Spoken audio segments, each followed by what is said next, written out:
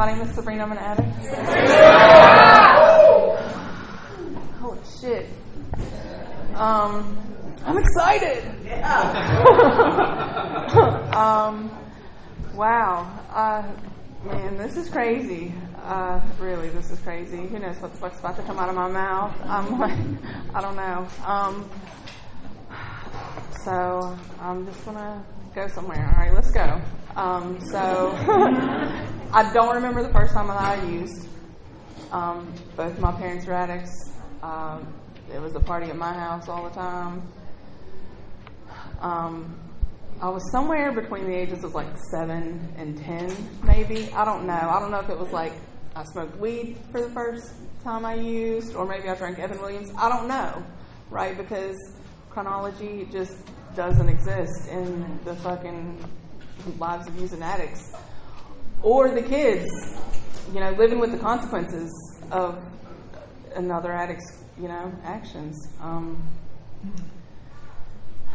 So I don't remember the first time I used, but I know that by the time I was 11, I was using regularly as much as I could, wherever I can. And but I was only using a certain substance, like the lightweight shit.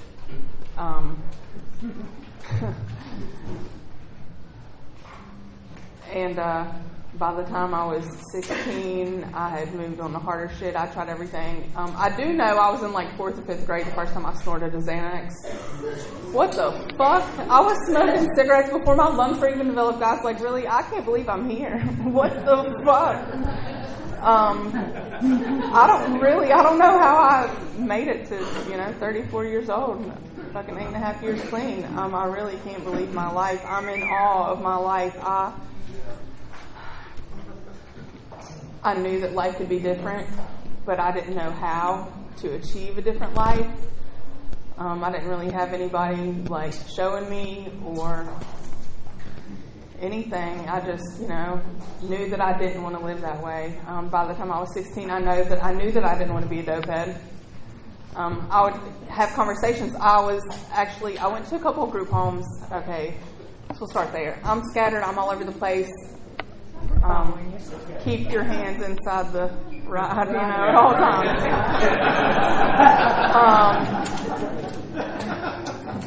So I just don't know where I was going. I really just lost what I was about to say. Group homes. Okay, so I was in a bunch of I was in 3 different group homes. One when I was 14, I turned 15 there, and then when I was 16, I went to another one.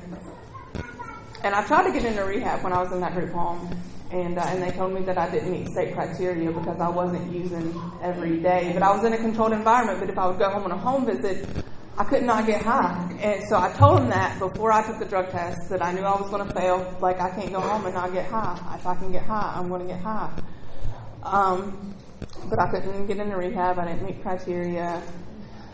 That was, 2006, I guess, something like that. Who knows? Because fucking chronology doesn't exist when you're using. So I got out of rehab, I got out of the group home. I went home. I moved out with my boyfriend that was like 21. He had broken his back, so he got a script. It was, I don't know. We all used together. I used with my parents.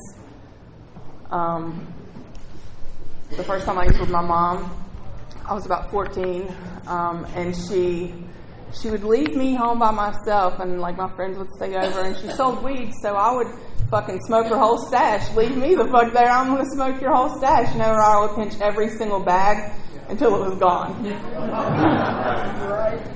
And so she came home, and all of her weed was gone, and my brother came, and he wanted to smoke weed, and she told him, like, no, because she didn't have any, because I smoked it all. So I came back from going to pick up some weed with my friends, and they wanted me to give them my weed, and I was like, I'll smoke it with you, but I ain't fucking, you can smoke it with me, or you're just not going to get any. And that was the first time I smoked weed with my mom. The first time I smoked weed with my dad, I don't know, probably 16. He just gotten out of prison. And he came in. My dad's family's from Georgia. He came in, and I went up to, I was going to spend the night where he was at. And he was smoking weed with my brother and his wife, my other brother and his wife, but he wouldn't fucking smoke with me. And everybody went to bed, and I rolled the fuck out. So the next time, he counted me in rotation. And so from then on, it just went downhill. I had the boyfriend with the script. I found out about the hard shit that hadn't really been in, small town West Virginia ever. Somebody brought it around, and fucking, I thought I was falling asleep. I didn't even know how high I was. Like, I thought I was just falling asleep. So I ended up getting into some trouble. I got a possession charge and a battery charge because I robbed some people. I did some nerve pills and robbed some people. And one of my best friends signed a statement against me. And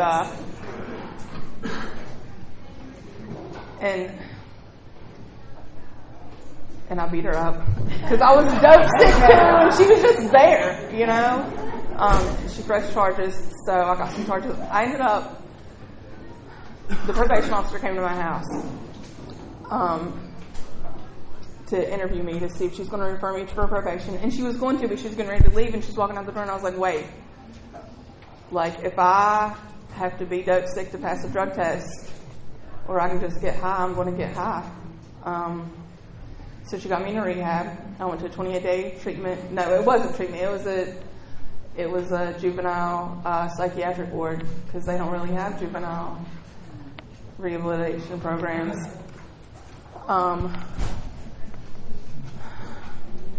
So I went there and I was honest, and I told them everything. I told them about using on my mom and all that shit. Like, I didn't want to live that life. I just didn't know how not to.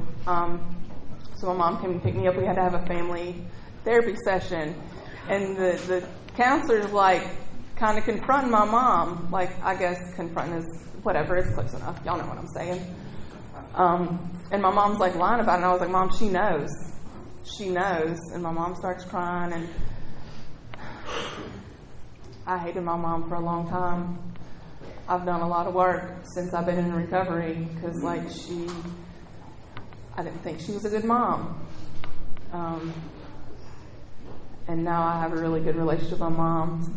She still uses, I think, whenever she can. It's not like it used to be, but it's whatever. It's, that's my mom, and I don't really hang out with her a bunch. Usually I go to my grandma's and call her to come over there.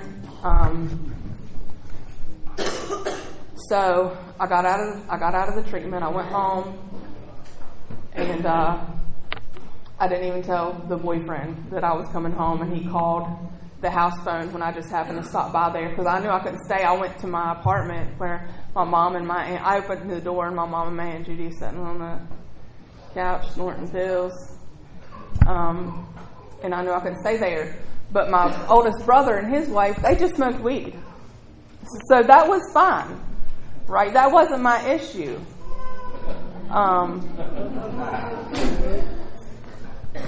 So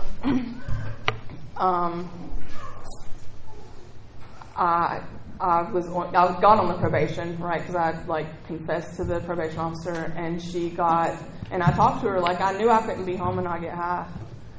So I talked to her, and I talked to my mom, and I got my mom to sign me into state's custody, so I could go back to the last group home that I had lived in. And I went there.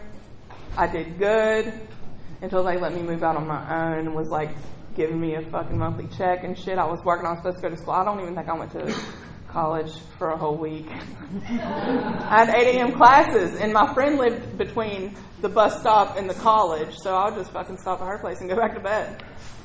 I really just didn't know how to be a productive human being,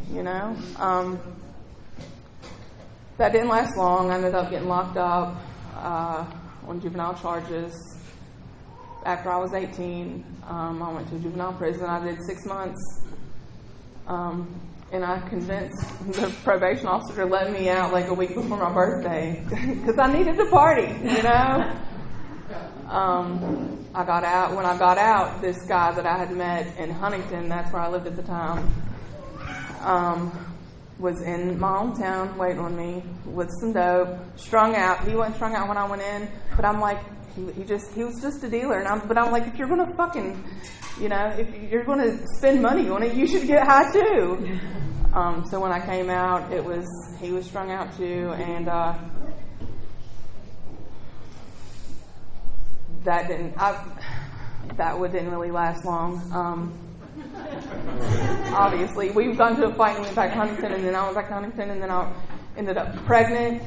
But I didn't realize I was pregnant for like 2 months. I thought I just had like a stomach virus or something, and I went back home to my mom's. One day, my mom lived in this single wide trailer that had an extension cord ran from my granny's house down the hill, no running water, and you know, everybody was just partying. Nobody cared that much, I guess. And we're out in the backyard, and I'm like, Mom, I need to get some weed. Like, I need to smoke. I can't eat. I'm so fucking sick. And my Aunt Judy was like, are you pregnant? And I was like, and it hadn't even occurred to me that I might be pregnant. And I was like, fuck, man, I don't know, maybe, probably.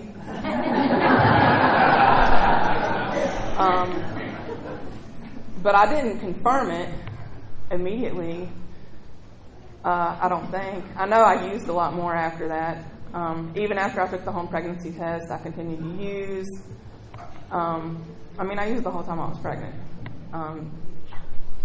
But I wasn't using that much because I didn't have ways and means to use that much. I was fucking bumming. I was homeless, you know, couch surfing, my granny's house, my mom's fucking trailer with no electricity, my friend's house, and I didn't have anything, and I didn't know how I was going to do anything, and I always said, this is fucked up, guys.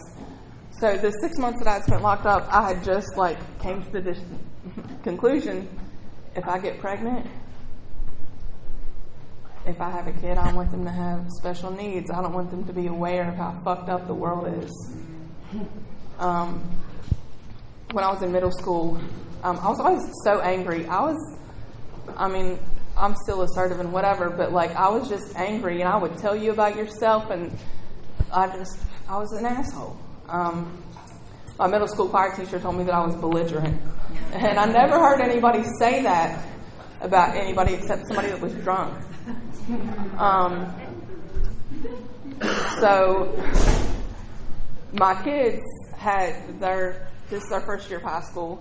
They had the same choir teacher, so it made me think about that. So I looked up, what does belligerent mean? And it's something along the lines of a person engaged in the act of war. And it made so much fucking sense, man. It made so much sense. I was just at war with my fucking existence. I don't think I hated myself. I just hated the way I was existing. I had a water. I don't know where it went. I lost it. I don't think I got it. It'll work. So, I got pregnant. I was so fucking depressed. I was growing these 2 babies. Well, I didn't know it was twins to start out with, right? I thought I went to the ER because I was so fucking sick. I drank a bottle of cough syrup, and then I got so sick, right? I'm already pregnant, and I'm still using as much as I can. And I ended up going to the ER the next day just because I was so fucking sick. And they told me that something was wrong with my gallbladder, or I had a multiple baby pregnancy. And my mom was like, well, you better go get your gallbladder checked out.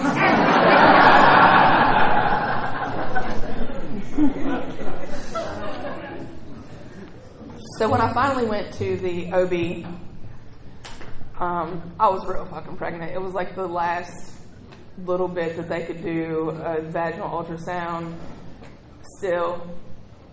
So he did the thing, and he was like, well, I see why you've been so sick. And I seen 2 bubbles on the fucking screen.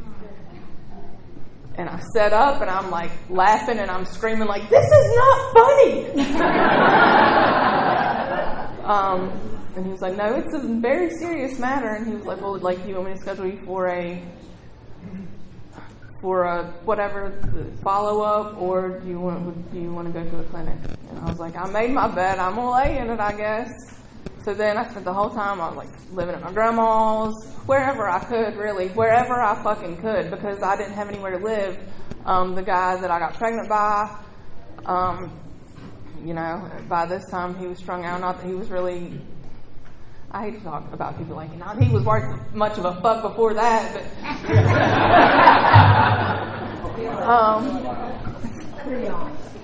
but really he was old enough to be my dad. He already had like 5 kids. Maybe not. Maybe I think he had like 5 kids. I really don't know. It's been a long time since I seen or talked to him or thought about this. So anyways, I had these kids, and it was just fucked up. I was my mom. I was letting people. Nobody would help me, right? Like nobody would help me take care of my kids, or help me help myself, right? Like my grandma would let me live with her, but I couldn't use the vehicle that nobody was fucking driving to get a job, you know? I finally did get a job in 2010. My girls were, I don't know, a year and a half old. And I ended up wrecking a car, and it almost killed me.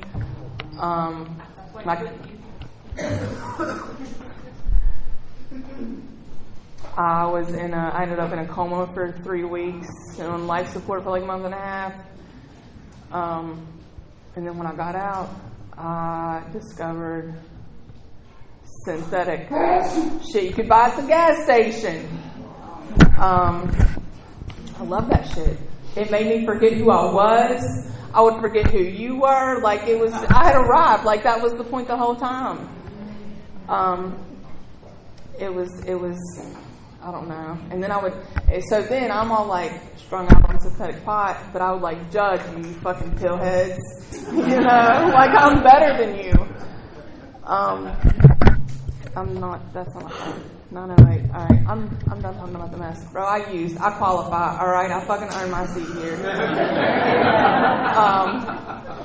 So when I got clean in 2015, I came back from Georgia, geographical change that didn't fucking work because I took my problem with me. Brought that bitch back too.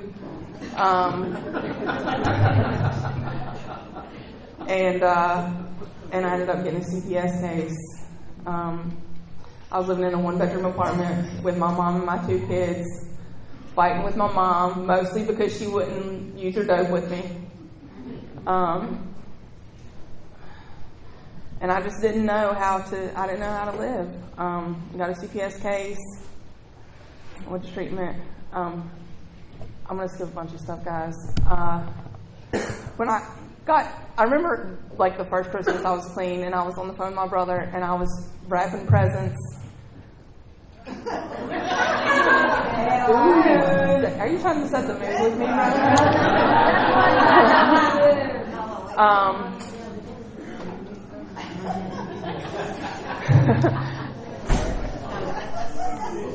Distracted. Okay, I know I got distracted easy. Oh, good job. You did good.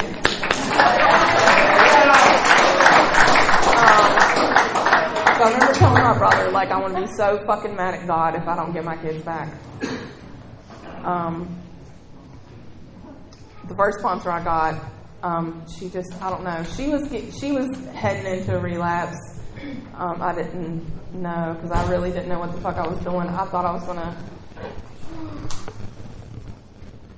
just going to do 28 days and, learn how to use successfully and go home and get my kids. So when CPS was like, no, you got to go to long-term treatment, I got out, I got a sponsor.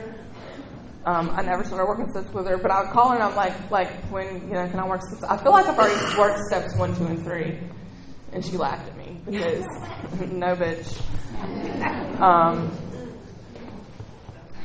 So that didn't last long. Then I ended up getting another sponsor.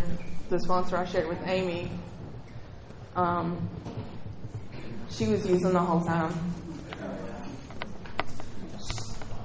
And I think it's amazing because me and Amy's sponsee Donna that was in registration, like she was all of our sponsors, and we all stayed clean, and that just shows me that like it's not about it's not about anybody else. It's about you and fucking what you do. Like I'm not defined by the actions or whatever of anybody else.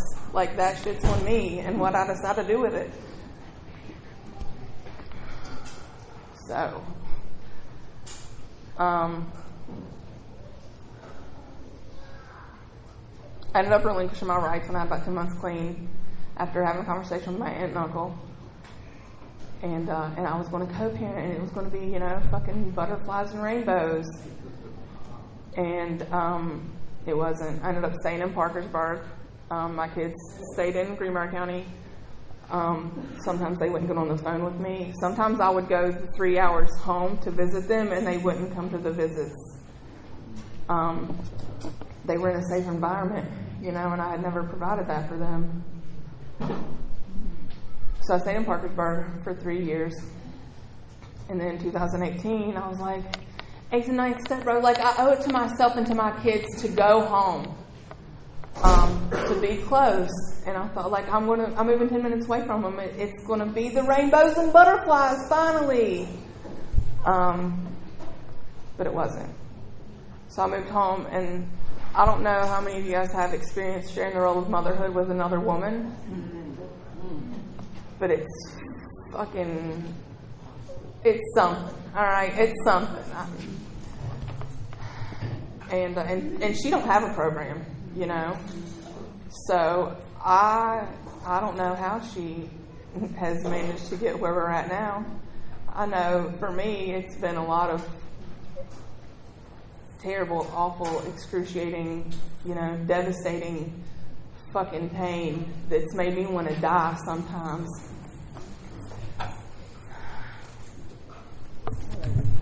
I love you.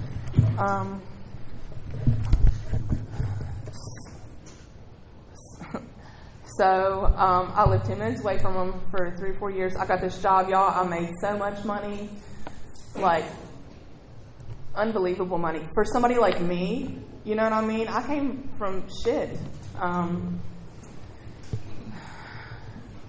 It was everything, It was everything. I made all the money. I blew all the money. It didn't fill my spirit. My brother, that was one of my reservations before moving home. My brother, I knew that if I moved home and my brother hadn't gotten clean, it probably wasn't going to be good. So he got clean. He had, I moved home right before he had a year clean. And it was cool, you know what I mean? We do recover. Fucking families do recover together. And it was really hard with my kids. Sometimes I would go months without seeing them, talking to them. Not because they didn't want to see me or talk to me, but because my aunt, didn't know how to fucking navigate sharing the role of motherhood with another woman.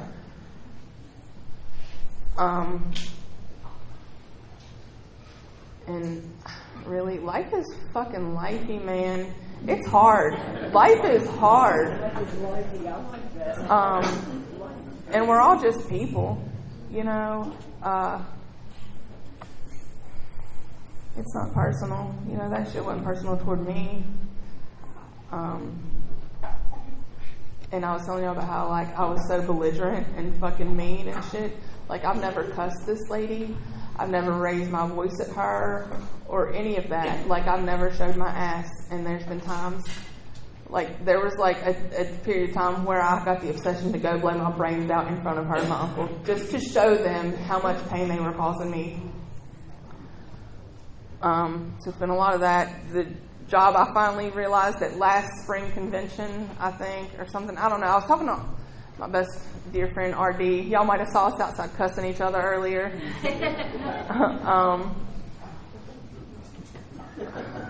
I was talking to him, and I was like, I think I need to get a new job. I bought a house 5 minutes away from there. I bought a fucking house, y'all. All this shit sounds like a joke. Really, this is my life? Are you fucking serious? So I quit my job. I tried to go sell life insurance for the life insurance company that I have life insurance with. First of all, I have life insurance. Are you fucking kidding me? Second of all, I'm not a salesman, and I know this, but it's like I believe in that shit. I've been called honest to a fault, which just, I don't know what could be faulty about being honest, except that I was an asshole about it. But that lasted for about 5 weeks, and then Kelly, she's not here, and I'm real disappointed not to see her at this convention. But she was told me either the third step's the thing or it's not. Either you're in the care of or you're not. And I knew the job wasn't for me, so I quit my job. And I just didn't have a job for a minute. But I'm obsessive. I like to obsess. That shit's like using. You know what I mean? Like I can just obsess with something and it fucking steals my whole identity, you know? So I applied to 74 jobs on Indeed. Makes it very easy. And I fucking didn't even care what it was. If the money was right and there were benefits, I applied. And I got an interview and a job offer from Waste Management as an assistant diesel technician. I didn't even know what the fuck that was. I didn't know what it was. I went to the fucking interview. I got offered the job. I accepted the job, and I still had to go home and talk to Google about it to find out what exactly it was.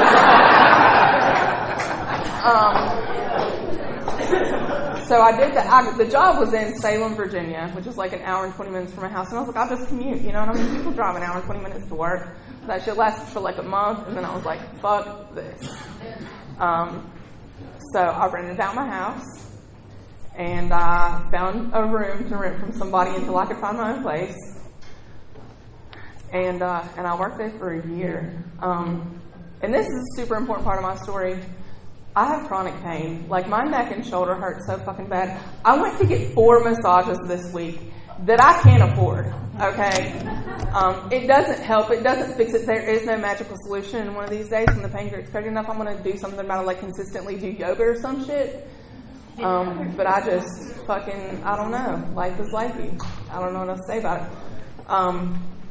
So I worked at Waste Management on garbage trucks. It was disgusting, guys. It was so disgusting. Like, I don't know. So I went from wearing a fancy button-up shirt, ties, all the fancy shit at the Greenbrier Hotel, to laying in the hopper of garbage trucks in garbage rooms, welding a rail in the back, you know, like, just wild. Life is wild, man. And if you're not in awe of what the fuck is going on, then you're not paying attention.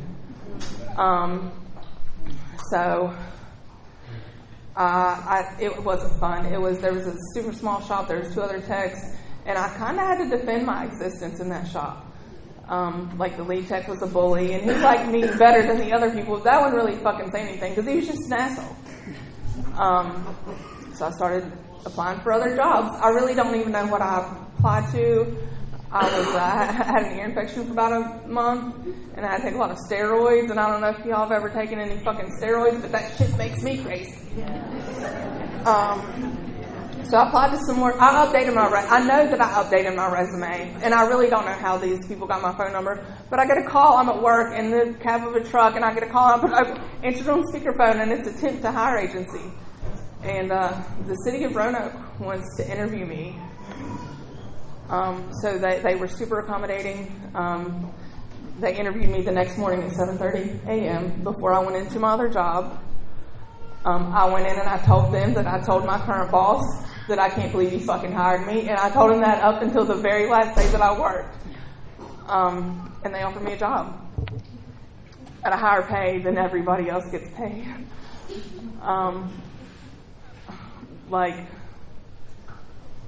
But I couldn't start until October. This was like August, I think. They waited like 2 months for me to start.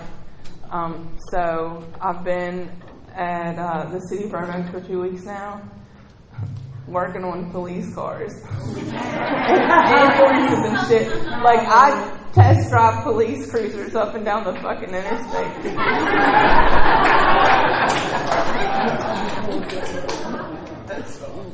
Like, life is just wild. So, the relationship with my kids, man, it's, where's my signal? The relationship with my kids, it's been, I don't know, man, it's been hard. Like, really, I've wanted to go blow my brains out in front of them to fucking show them how much pain they were causing me. I've wanted to move away because that shit triggered me, you know, all the time. It was like a constant fucking trigger. It stole my breath away. And I just kept showing up. I knew that my aunt and them didn't fucking want me there. I knew, right? But my kids, I was their mom that gave them up for adoption. They were just little girls, you know. They were in a safe home, but I'm their mom. And they knew that I loved them the whole time. And I did the best I could, which wasn't very good, but they knew that. So I just kept showing up. My uncle told me that I could come to church and see him. And I started to argue, like, that's not spending time with him, but I, like, stopped myself. And my brother told me that, like, maybe it wasn't about spending time with him. Maybe it was just about showing up and letting them see me. To know that, like, I was there. And maybe that was, like, to show me, like, what I was willing to do for my kids. So I started going to this church that I really did not enjoy being at.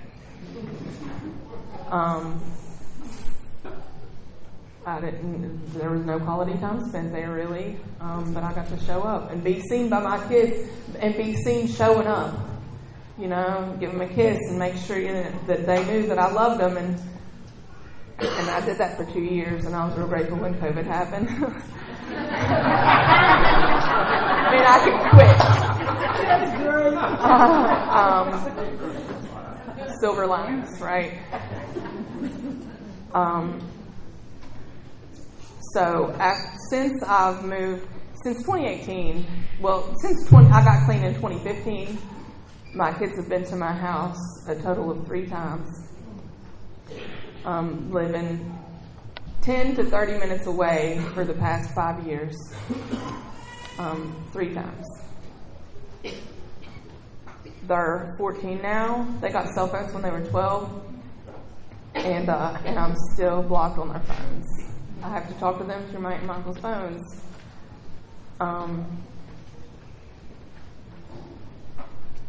Last night, they're at their first high school dance right now. They're such good girls. They have a good life. Like, really, it's been fucked up, and I wish some things were different. For sure. But I know that I did right by my kids. And I can live with that. You know, with you guys, you know, with my people, man, y'all know motherfuckers. All right? Like, I've been talking about it, like, really, I'm in love with Narcotics Anonymous. I'm fucking in love with us. You. and you. Look, I got excited, sorry. Like, really, I'm in love with this program and the person that it gives me the tools to be.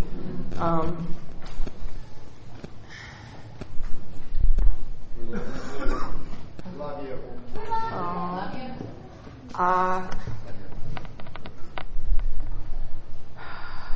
It's hot. I got 6 minutes. All right. So last night when I got here, man, I set alarms and shit to remind me to call my kids. It's hard to fucking get a hold of them, to like get everybody's thing lined up, because I can't just call them on their phones. I have to call somebody else's phone. And like, really, I don't fucking care whose phone I call. We can talk on speakerphone all day long. Like, I don't have anything to hide. I'm not that kind of person. So like, I don't care whose phone we talk on, but it still hurts that I'm not trusted enough. to be able to call them on their own phones. So I forgot to call. I was supposed to call at 4:30 to try to talk to him yesterday, and I forgot until last night. We were walking over to the workshop, and I was like, oh, I meant to call the girls. So I called, and I got to talk to one of them, Scarlett. And she's dealing with some high school 14-year-old drama. Fuck 14, being 14. Like, humanness is weird and awkward. 14-year-old shit, hell no. And she's like going through it. There's like some dumb boy shit with her and her cousin, and you know, people dating people's ex-boyfriends, and somebody going to the homecoming dance, and it's just whatever. And she's like, just got a real bad attitude about it. And I got to have a speech, you know, have a talk. So like I let her, and she's like griping at the baby, and then she's like telling me about her whole schedule for today of getting ready and doing her nails and doing her hair and all the shit. And I was like, can I tell you something, Scarlett? And she's like, yeah. And I was like, you're being a grouch. You're being a real grouch. Like, that's probably why he's crying. You're hurting his feelings. And I know that, like, you're going through some things, and it sucks for you right now, and I really hate that you're going through this, and I'm sorry. But, like, you don't have to let that control who you are. You don't have to let that control your attitude. And I got to tell her this beautiful story out of the Al-Anon meditation book about praying, and I got to talk to her about surrender and acceptance. And the first step, and I mean, I didn't call it the first step, and I didn't even realize that that's what it was, man. But I get to teach my kids principles that I learned through this program. And she's like, yeah, you're right. Like, I got a 14-year-old kid that's agreeing with me. She's telling me multiple times in a row that I'm right. And then I got to talk to Natalie, you know. And they're so much like me. It's fucking terrifying. Which raises the question of nature versus nurture. They haven't lived with me in 9 years. And they're both just like me, like two different, you know, personalities that I have. But so I moved to Roanoke, and when I quit that job that I was scared to relapse, my brother got high with almost 5 years clean, and I fucking knew, like, if I quit going to meetings, I was going to 1 or 2 meetings every month or two. And I know that story because, you know, I've heard it from so many fucking people. And I would rather die than go back to that shit, guys. And that's not me being dramatic or anything. Like, I would really rather fucking die. So, I moved to Roanoke. I started going to meetings. I recently took fucking 2 area service positions. I fucking don't even like area service. I got a home group. I got a new local sponsor. I, you know, got back into step work. Put your head down and just fucking keep showing up to do the work.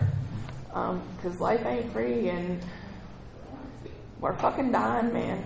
People are dying.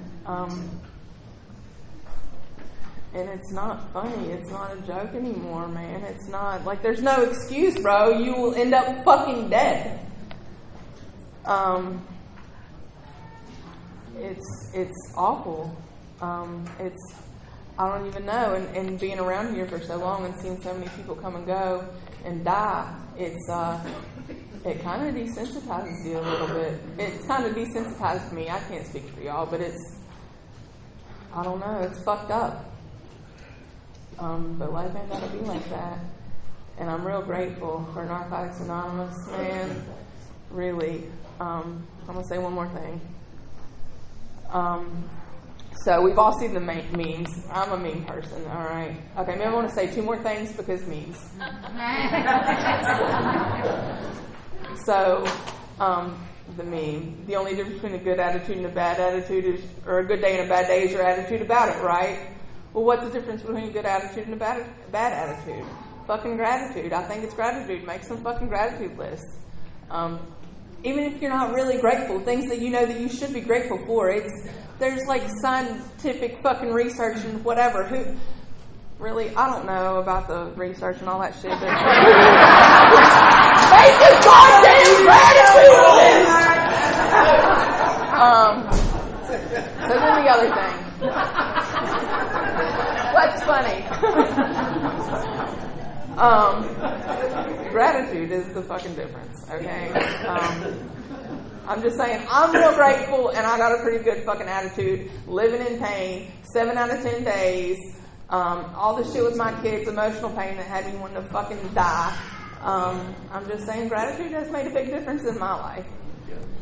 My other thing. So, I saw this meme one time. I loved it so much. I had it framed, and it's sitting on my mantle right now, and it said,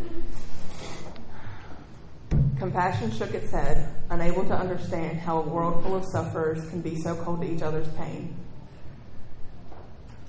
All right, this is a very scattered story. So, my friend Lily, where's she at? She ran away. Anyways, she's a bug-saving lady. She got fired from a prison one time from going into a restricted area to save a spider. Okay, so anytime I see a bug, I gotta save it in the spirit of Lily, right? So I'm asleep one night, something woke me up out of dead sleep, and I fucking laid there for a minute. It was a cricket. There's a cricket right inside the bathroom door, outside my bedroom. I didn't even think twice about it. I picked the cricket up and I fucking took it out the door. So then I'm here at convention. It's a Sunday. I don't get up to fucking go to meditation meetings. It's Sunday, you know. We're on vacation. So